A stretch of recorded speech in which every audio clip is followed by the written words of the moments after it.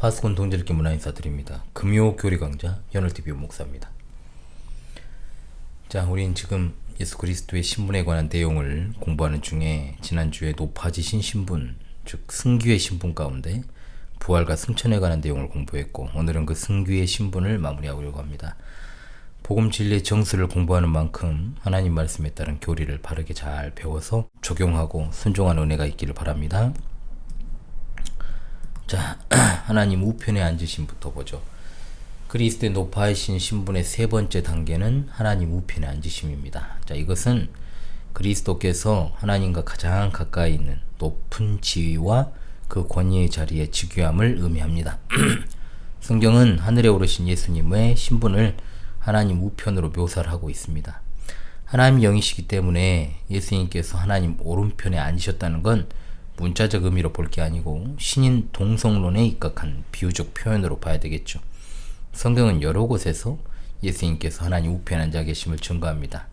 시편 110편 1절 여호와께서 내 주에게 말씀하시기를 내가 내 원수들로 내 발판이 되게 하기까지 너는 내 오른쪽에 앉아 있으라 하셨도다. 로마서 8장 34절 누가 정죄하리요 죽으실 뿐 아니라 다시 살아나신 이는 그리스도 예수시니 그는 하나님 우편에 계신 자요 우리를 위하여 간구하시는 자시니라. 에베소서 1장 20절 그의 능력이 그리스도 안에서 역사하사 죽은 자들 가운데서 다시 살리시고 하늘에서 자기 오른편에 앉히사. 골로새서 3장 1절 그러므로 너희가 그리스도와 함께 다시 살리심을 받았으면 위의 것을 찾으라. 거기는 그리스도께서 하나님 우편에 앉아 계시느니라. 히브리서 1장 3절 이는 하나님의 영광의 광채시요 그 본체의 형상이시라. 그의 능력의 말씀으로 만물을 붙드시며 죄를 정결하게 하는 일을 하시고 높은 곳에 계신 지극히 크신 이의 우편에 앉으셨느니라. 8장 1절 지금 우리가 하는 말이 요즘은 이러한 대제사장이 우리에게 있다는 것이라. 그는 하늘에서 지극히 크신 이의 보좌 우편에 앉으셨으니. 10장 12절입니다. 오직 그리스도는 죄를 위하여 한 영원한 제사를 드리시고 하나님 우편에 앉으사. 12장 2절 믿음의 주여 온전하게 하신 이인 예수를 바라보자. 그는 그 앞에 있는 기쁨을 위하여 십자가를 참으사 부끄러움을 개의치 아니하시더니 하나님 보좌 우편에 앉으셨느니라. 베드로전서 3장 22절 그는 하늘에 오르사 하나님 우편에 계시니 천사들과 권세들과 능력들이 그에게 복종하느니라. 아멘. 왕의 오른편에 앉는다는 건 왕 다음으로 특권과 영향력을 지닌 2인자의 자리에 앉는 것을 나타내는 거죠. 그리스도께서 가장 높은 하늘에서 실제로 모든 영광과 능력과 통치권을 지니고 계심을 비유적으로 나타낸 겁니다. 그리스도께서 인간으로 지니신 몸과 영혼은 실제로 가장 높은 하늘에 있습니다. 그러나 우리는 성부 하나님께서 예수님을 자신의 오른편에 앉히셨고 예수님은 영어롭게 되신 인간으로 하나님 오른편 보좌에 실제적으로 앉아 계신다고 생각해서는 안 됩니다. 이것은 어디까지나 비유적인 표현이죠. 하나님이 그리스도를 자기 오른편에 앉히신 건 신적 중보자이신 그리스도를 존귀하게 하신 것이요 영화롭게 되신 제사장이자 왕으로서의 그리스도의 사역이 시작되었다는 것을 의미하는 겁니다. 시편 110편 2절로 4절 여호와께서 시온에서부터 주의 권능의 교를 내보내시리니 주는 원수들 중에서 다스리소서. 주의 권능의 날에 주의 백성이 거룩한 옷을 입고 즐거이 헌신하니 새벽 이슬 같은 주의 청년들이 주께 나오는도다. 여호와는 맹세하고 변하지 아니하시리라. 이르시기를 너는 멜기세덱의 서열을 따라 영원한 제사장이라 하셨도다. 그리스도는 최고의 권세가 주어진 자리에 앉으셨습니다. 에베소 1장 20절 21절 그의 능력이 그리스도 안에서 역사하사 죽은 자들 가운데서 다시 살리시고 하늘에서 자기 오른편에 앉히사 모든 통치와 권세와 능력과 주권과 이 세상뿐 아니라 오는 세상에 일컫는 모든 이름 위에 뛰어나게 하시고.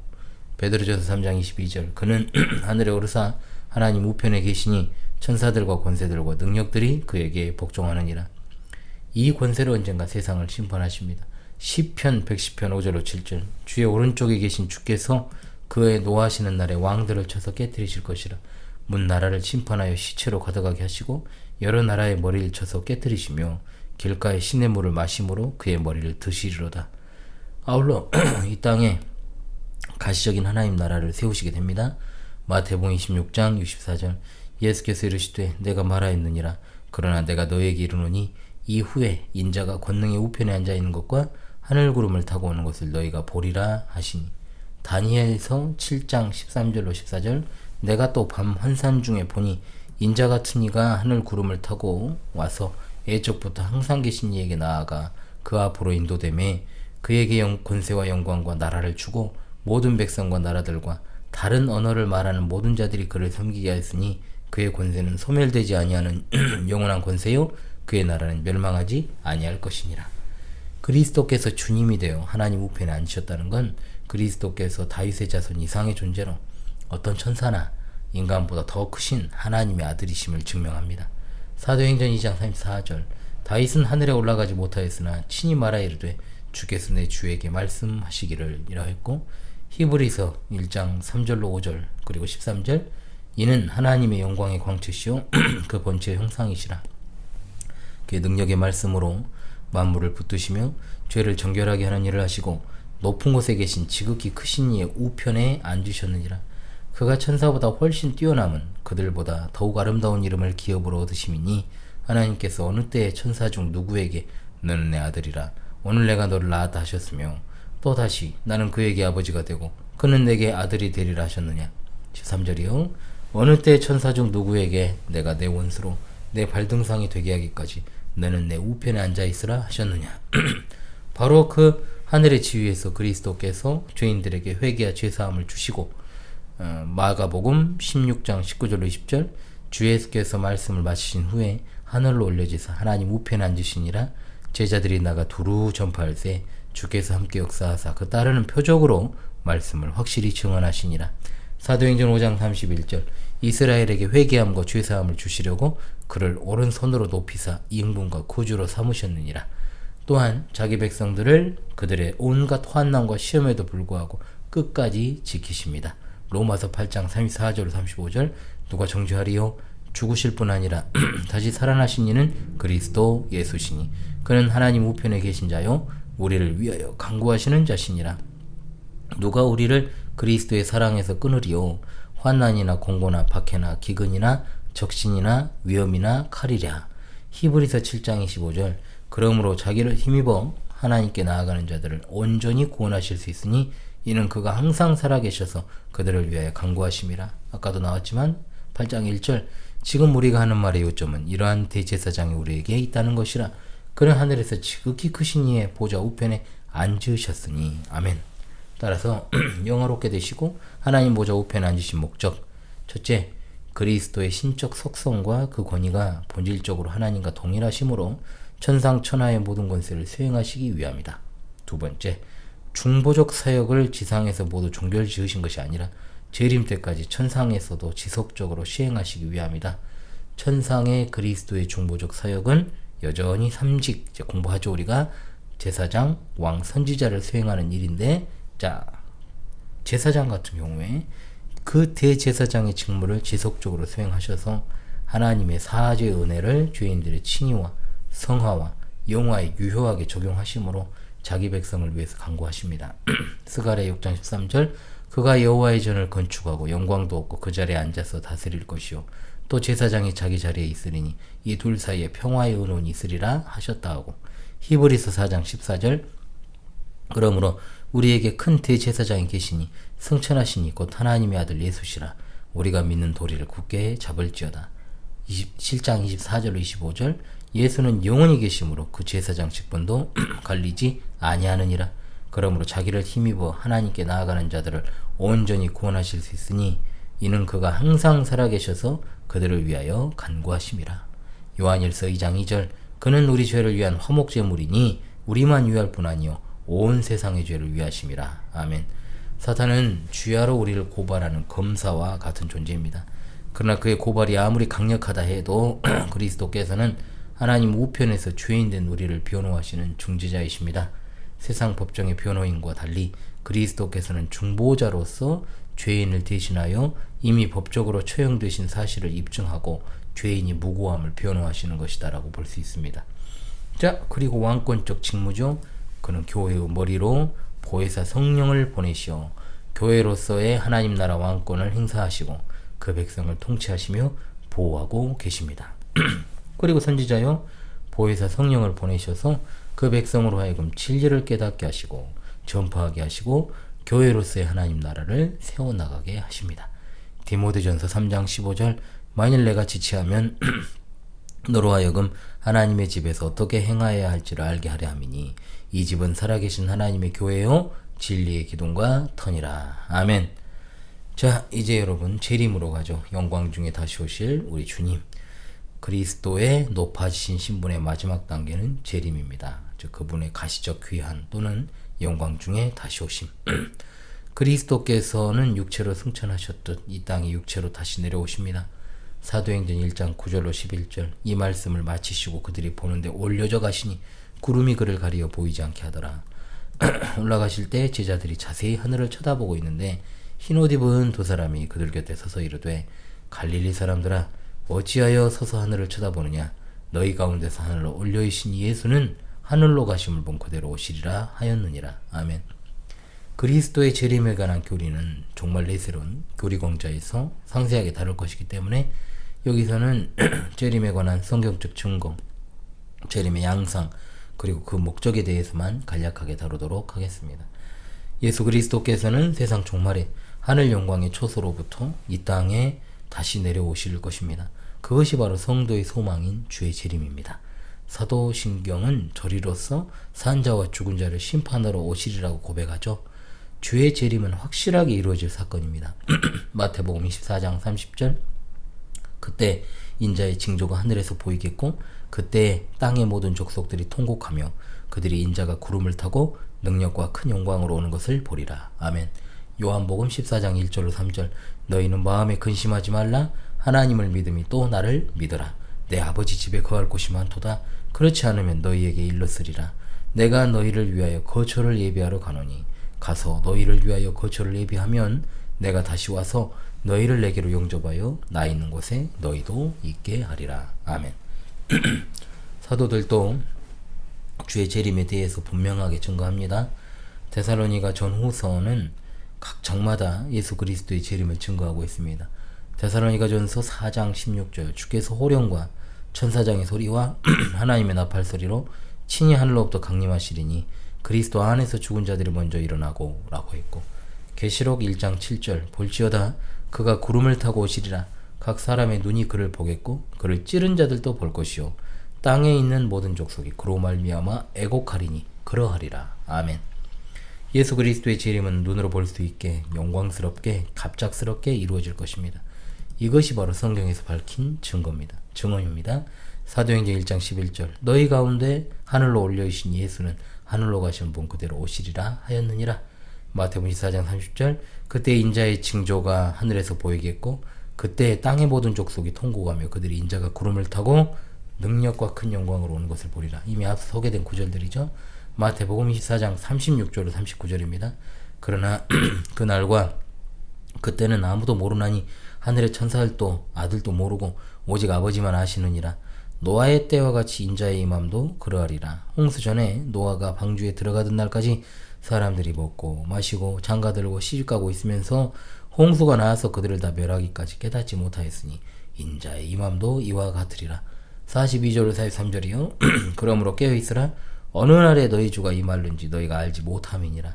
너희도 아는 바니 만일 집주인이 도둑이 어느 시각에 올 줄 알았더라면 깨어있어 그 집을 뚫지 못하게 하였으리라. 아멘. 그리스도의 재림의 목적은 첫 번째 하나님을 대적하여 거역하는 모든 불의와 불법과 불신앙의 세계를 산자와 죽은 자를 불문하고 심판하시고 죄의 형벌을 완벽하게 하시고 선한 자와 악한 자를 구별하시기 위해서 오십니다. 마태복음 7장 22절로 23절 그날에 많은 사람이 나더러 이르되 주여 주여 우리가 주의 이름으로 선지자 노릇하며 주의 이름으로 귀신을 쫓아내며 주의 이름으로 많은 권능을 행하지 아니하였나이까 하리니 그때 내가 그들에게 밝히 말하되 내가 너희를 도무지 알지 못하니 불법을 행하는 자들아 내게서 떠나가라 하리라. 아멘. 19장 28절 말씀 예수께서 이르시되 내가 진실로 너희에게 이르노니 세상이 새롭게 되어 인자가 자기 영광의 보좌에 앉을 때에 나를 따르는 너희도 12 보좌에 앉아 이스라엘 12지파를 심판하리라. 아멘. 25장 31절로 34절 인자가 자기 영광으로 모든 천사와 함께 올 때 자기 영광의 보좌에 앉으리니 모든 민족을 그 앞에 모으고 각각 구분하기를 목자가 양과 염소를 구분하는 것 같이 하여 양은 그 오른편에 염소는 왼편에 두리라. 그때 임금이 그 오른편에 있는 자들에게 이르시되 내 아버지께 복받을 자들이여 나와 창세로부터 너희를 위하여 예비된 나라를 상속받으라. 아멘. 누가복음 3장 17절 손에 키를 들고 자기의 타작마당을 정하게 하사 알고 근무와 곡간에 들이고 쭉정이는 꺼지지 않는 불에 태우시리라. 요한복음 5장 22절 아버지께서 아무도 심판하지 아니하시고 심판을 다 아들에게 맡기셨으니 사도행전 10장 42절 우리에게 명하사 백성에게 전도하되 하나님이 살아있는 자와 죽은 자의 재판장으로 정하신 자가 곧 이 사람인 것을 증언하게 하셨고 17장 31절 이는 정하신 사람으로 하여금 천하를 공의로 심판할 날을 작정하시고 이에 그를 죽은 자 가운데서 다시 살리신 것으로 모든 사람에게 믿을 만한 증거를 주셨음이니라 하니라. 로마서 2장 16절 곧 나의 복음에 이른 바와 같이 하나님이 예수 그리스도로 말미암아 사람들의 은밀한 것을 심판하시는 그날이라. 고린도후서 5장 10절 이는 우리가 다 반드시 그리스도의 심판대 앞에 나타나게 되어 각각 선악간에 그 몸으로 행한 것을 따라받으려 함이라. 야고보서 5장 9절 형제들아 서로 원망하지 말라. 그리하여야 심판을 면하리라. 보라 심판주가 문 밖에 서 계시니라. 디모데후서 4장 1절 하나님 앞과 살아있는 자와 죽은 자를 심판하실 그리스도 예수 앞에서 그가 나타나실 것과 그의 나라를 두고 엄히 명하노니. 아멘.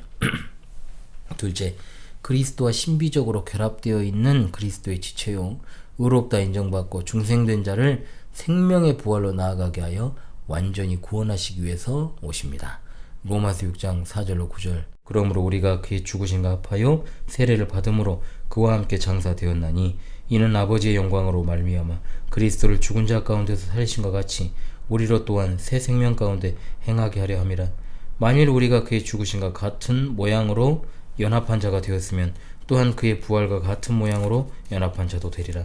우리가 알거니와 우리의 옛사람이 예수와 함께 십자가에 못 박힌 것은 죄의 몸이 죽어 다시는 우리가 죄에게 종노릇하지 아니하려 함이니 이는 죽은 자가 죄에서 벗어나 의롭다 하심을 얻었습니다. 만일 우리가 그리스도와 함께 죽었으면 또한 그와 함께 살 줄을 믿노니 이는 그리스도께서 죽은 자 가운데서 살아나셨음에 다시 죽지 아니하시고 사망이 다시 그를 주장하지 못할 줄을 알미로라. 아멘. 또한 세 번째, 하나님의 신적 작정을 최종 완성하여 새하늘과 새 땅을 창조하시기 위해서 오십니다. 요한계시록 21장 1절 또 내가 새하늘과 새 땅을 보니 처음 하늘과 처음 땅이 없어졌고 바다도 다시 있지 않더라. 아멘. 자, 여러분 우리가 지금까지 예수 그리스도의 신분에 있어 낮아지신 상태와 높아지신 상태에 대해서 공부를 했습니다. 이 부분을 우리 삶에 적용하는 시간을 갖고 이 부분 마무리하도록 하겠습니다. 첫째로, 이 교리는 우리의 구원과 관련된 것입니다. 그것이 가장 중요합니다. 낮아지셨다가 높아지신 예수 그리스도에 대한 복음을 믿는 것이 바로 복음의 중심성이라 그랬고, 늘 제가 강의를 앞두고 복음의 정수를 우리가 지금 통과하고 있다라고 말씀드린 겁니다. 그것은 바로 그리스도께서 우리 죄를 위하여 죽으시고 다시 살아나신 것이기 때문입니다. 우리는 그리스도께서 고난을 받으신 후에 자신의 영광 속으로 들어가셨다는 사실을 확실히 믿어야 됩니다. 영벌에 처해질 죄인을 구원하시려고 자신을 낮추시고 가장 깊은 비천의 구덩이로 들어가셨다가 가장 높은 영광으로 다시 오르신 성육신하신 주 예수님을 믿어야 됩니다. 주 예수님께서 자신의 낮아지심과 높아지심을 통해 나를 구원하셨음을 믿어야 된다, 이 말입니다. 두 번째, 그리스도의 이 두 상태에 관한 교리는 그리스도를 따라 영광으로 나아가는 비천한 길을 갈 것을 요구하고 있습니다. 우리는 그리스도의 몸인 교회의 지체로 낮아진 상태, 즉 현세에서는 낮아진 상태요, 내세에서는 영광의 상태를 거쳐야 함을 생각합시다. 높아지신 그리스도와 함께 다스리려는 자는 당연히 먼저 낮아져서 그와 함께 고난당해야 됩니다. 이것은 낮아져서 박해받는 그리스도인들에게 위로가 됩니다. 그리스도를 위해서 그리스도와 함께 고난받는 건 다른 사람들과 함께 편안한 삶을 사는 것보다 훨씬 나은 일입니다. 셋째로, 그리스도의 두 상태를 통하여 순종에 따라 사람을 평가해야 됨을 배우게 됩니다. 경건한 자가 환난당할 때 당연히 그리스도의 낮아지심을 생각하고 힘을 얻어야 되죠. 주님이 비천해 주셨으므로 우리가 살아가다 다른 이에게 판단을 받고 조롱을 받고 손가락질을 받는 것에 대해 이런 것들은 아주 작은 일로 그냥 받아야만 하는 겁니다. 세상에서 가장 멸시받은 사람 중 일부는 세상이 감당하지 못한 자다. 히브리서 11장 38절에 말씀하지 않습니까? 우리는 세상의 판단과 가치에 따라 가격이 매겨지는 그런 존재가 아닙니다. 네 번째, 그리스도의 낮아지심과 높아지심은 우리에게 그리스도의 승리를 날마다 기뻐해야 한다는 사실을 알려줍니다. 하나님의 백성이 아무리 이 세상에서 비천하고 슬픔을 많이 겪는다고 해도 그들의 구주께서, 우리의 구주가 바로 하늘에 계십니다. 예수님은 주님이십니다. 그리스도는 영광의 왕이 누구시냐? 강하고 능한 여호와시오, 전쟁에 능한 여호와시로다. 시편 24편 8절의 말씀을 늘 노래로 불러야 할 줄로 믿습니다. 아멘. 예, 지금까지 금요교리 강좌의 현월TV 윤목사였습니다. 다음 주 시간에는 이제 그리스도의 중보적 사역에 대해서 공부를 하고, 오늘 언급되었던 삼직에 대해서도 이제 공부를 본격적으로 해 나가겠습니다. 여러분, 한 주간도 참으로 노고가 많으셨고요. 하나님께서 주시는 평안한 주말을 맞이하시기 바랍니다. 지금까지 금요 교리 강좌 현월TV 윤목사였습니다. 다음 주 시간에 다시 찾아뵙겠습니다. 감사합니다.